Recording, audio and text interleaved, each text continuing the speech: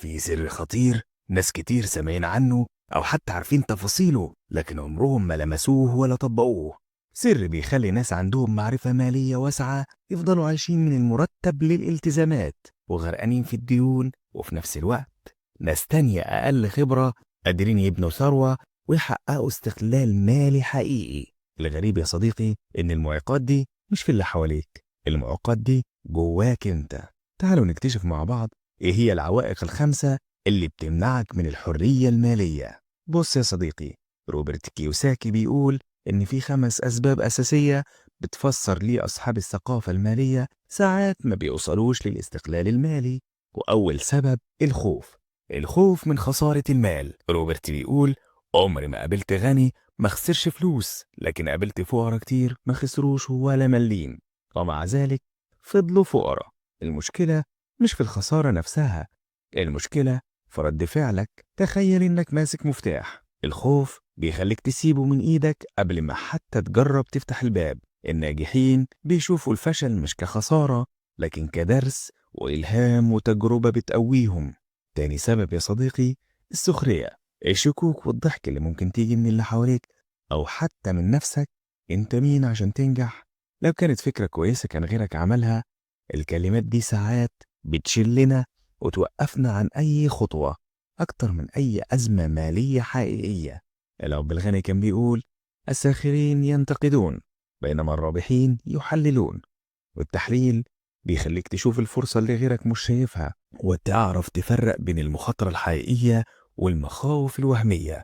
وعشان كده ما تهتمش بالساخرين ولا الحاقدين، لأن اللي هيشيل الليلة في الآخر هو أنت. ركز على نفسك واستثمر في عقلك واشترك في القناة وخلي قرار النهاردة يكون أول خطوة حقيقية لحريتك المالية. ودلوقتي هقول لك على ثالث سبب، الكسل. أغرب حاجة إن أكتر ناس كسولة هم اللي طول الوقت مشغولين، مشغول بالشغل، مشغول بالمشاكل، بس مشغول عن بناء ثروته. والعلاج هنا مش في النوم ولا الهروب، العلاج إنك تسأل نفسك إزاي أقدر أعمل ده بدل ما تقول مش قادر أعمله. الجملة دي بتفتح دماغك وتخليك تدور على حلول بدل أعذار. السبب الرابع العادات، حياتنا انعكاس لعاداتنا أكتر من تعليمنا.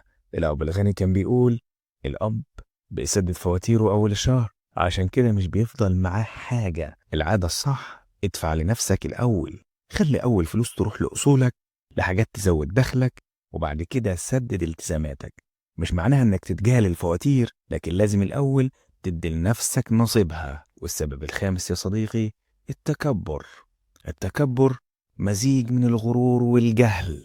المشكلة مش انك مش عارف، المشكلة انك متكبر تعترف انك مش عارف. الغني الحقيقي لما يجهل حاجة يعترف انه مش عارف وبعدها يتعلم او يسأل حد متخصص، لكن اللي بيتكبر بيخسر. باختصار يا صديقي، المعوقات دي مش في الاقتصاد ولا في اللي حواليك، المعوقات الحقيقية جواك، خوفك والسخرية والكسل والعادات الغلط والتكبر. لو عايز تتحرر من سباق الفار لازم تواجههم واحد واحد. زي ما الكاتب بيقول الأثرياء لا يعملون من أجل المال، الأثرياء بيعرفوا ازاي يتغلبوا على العوائق اللي بتمنع غيرهم من الوصول للمال. وبكده تكون خلصت حلقتنا النهاردة. لو حسيت انك استفدت شارك الحلقة مع اللي حواليك، ولو عندك اي فكرة او موقف مفيد ابعته لنا عشان تفيد وتستفيد. ما هو انت مش هتستفيد وحدك. استنونا في الحلقات اللي جاية عشان كل فكرة او معلومة بنحكيها ممكن تكون نقطة تحول في حياتك. وعشان كده اشتركوا في القناة وفعلوا الجرس ويلا نكمل الرحلة سوا عشان نفيد ونستفيد. ما هو انا برضو مش هستفيد وحدي. سلام.